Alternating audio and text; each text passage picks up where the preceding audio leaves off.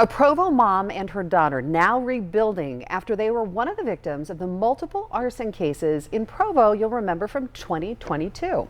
Fox 13 News reporter Darian DeBrule shows us how their lives are still impacted by the crime, even after that sentencing.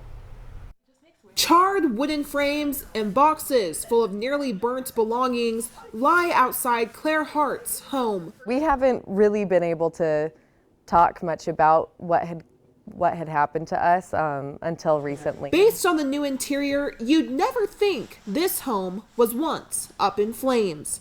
But Claire can still vividly remember what she saw last Thanksgiving morning. So I just came through the hall over here, and when I got here, this is when I saw the fire burning through the ceiling right there and the roof.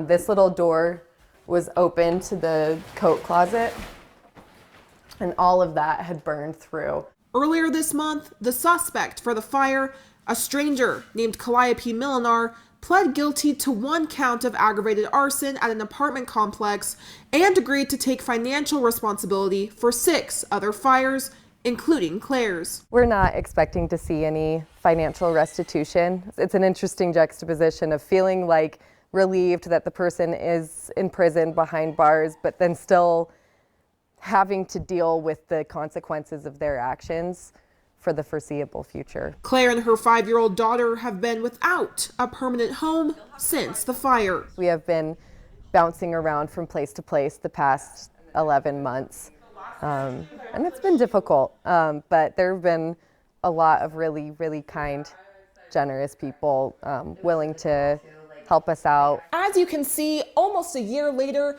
Claire's home is close to being rebuilt, and she tells me that this beautiful kitchen is a silver lining in all of it.